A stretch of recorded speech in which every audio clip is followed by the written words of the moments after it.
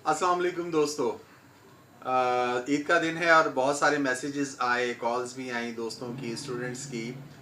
और सब जो है एक सवाल बहुत पूछते जी आपकी ईद कैसी गुजरी। तो मैंने सोचा क्यों ना ईद के मौके पे एक व्लॉग कर लें कि मेरी ईद कैसी गुजरी।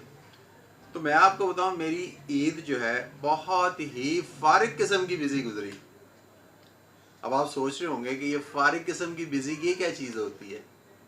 तो मैं आपको बता दूं, जो मैं ये समझता हूं कि जो आपने प्लानिंग की होती है, जब वो आपकी प्लानिंग दबरदूस हो जाए और वही सारे काम आपको करने पड़े जो आपने प्लानिंग के साथ करने थे और विदाउट प्लानिंग वो काम करने पड़े, तो समझो कि आप फारिग हैं क्योंकि आपकी प्लानिंग काम नहीं कर रही, और आप बिजी हैं क्योंकि आपको सारे वो काम करने पड़ रहे हैं।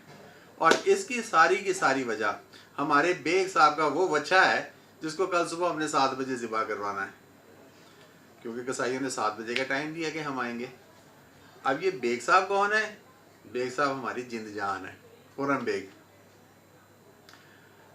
मेरा बेस्टो बेस्टी खुर्रम बेग, वो मिलवाएंगे आपको। शायद आपने क्रिकेट के वीडियो में देखा भी हो उनको, उनकी वजह से।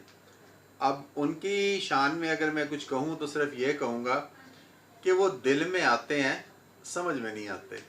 तो इसलिए 4 दिन से हम जा रहे थे मंडी, और कोई बच्चा जो है, कोई वेड़ा, कोई अच्छा हमें पसंद नहीं आ रहा था। वजह वही कि बच्चा दिल में तो आ रहा था लेकिन बेग साहब की समझ में नहीं आ रहा था।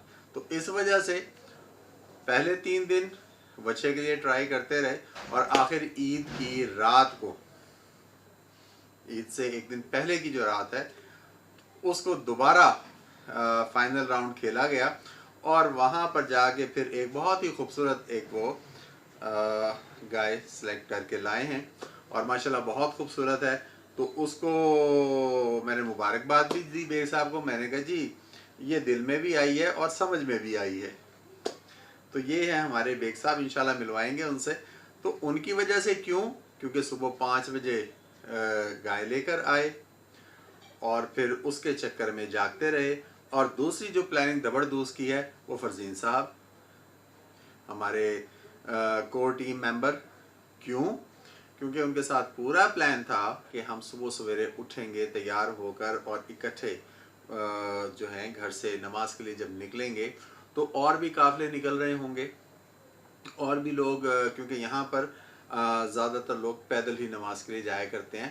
तो उनके सिनेमैटिक्स ज़रा अच्छे आएंगे, लोग तकबीरात कहते हुए जा रहे हैं, और फिर एक मैदान में नमाज जब अदा होती है उसके सिनेमैटिक्स होंगे। तो एक बहुत ही ज़बरदस्त हमारा एक व्लॉग वो शूट हो जाएगा। बच्चा तो आया था 3 बजे।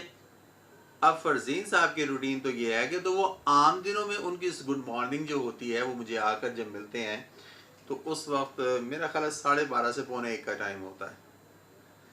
अब रूटीन में जब ये टाइम है तो फिर 3 बजे सोने वाला या सुबह 5 बजे सोने वाला वो कैसे उठेगा।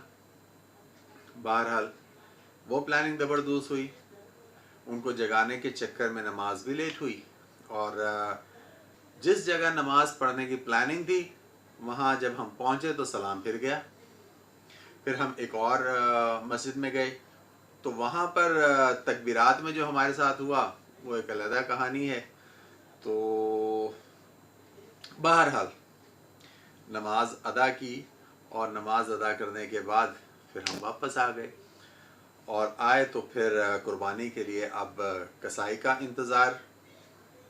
चलें जी, पहले दिन की जो कुर्बानी होनी है, कसाई अब आया, मैं अब आया जी, मैं यहाँ पहुँच गया हूँ, मैं वहाँ पहुँच गया हूँ। उसने तो आना नहीं था टाइम पे, अगर आ जाता तो फिर वीआईपी कैसे होता। तो वीआईपी बंदा अगर टाइम पे आ जाए तो क्या ही बात है। बहरहाल वो भी आ गए, और फिर उसके बाद ज़िबा किया। ज़िबा करने के बाद जब कसाईयों ने उसका गोश्त भी बना दिया तो अब ज़िम्मेदारी थी गोश्त को तकसीम करने की, और वो ज़िम्मेदारी मुझे और सुहेल साहब को अदा करनी थी। तो फिर हमने एक रूट बनाया कि कहाँ कहाँ हमने जाना है, और गाड़ी निकाल के कुछ दूर गए तो गाड़ी ने जवाब दे दिया। उसके इग्निशन कॉइल में कोई मसला आ गया।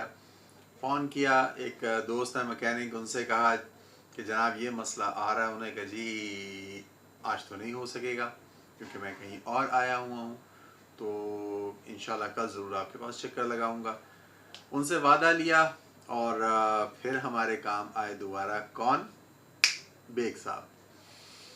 बेग साहब को फ़ोन किया, बेग साहब गाड़ी दीजिए, बेग साहब ने गाड़ी दी। फिर उस गाड़ी में हमने ये फ़र्ज़ अदा किया और इस जिम्मेदारी से सुबकदोश होकर घर आ गए। और इसके बाद घर में खाना वाना ये वो सब कुछ करने के बाद कुछ गेस्ट आए, उनसे मुलाकात की और फिर अब आकर जो भी मैसेजेस आए थे कि जी आपकी ईद कैसे गुजरी, तो भाई ऐसे गुजरी हमारी ईद। उम्मीद करते हैं हमारी ईद आपको बहुत पसंद आई होगी। इंशाल्लाह फिर किसी अच्छे व्लॉग के साथ आपसे दोबारा मुलाकात होगी। तब तक के लिए इजाज़त। अल्लाह हाफिज़।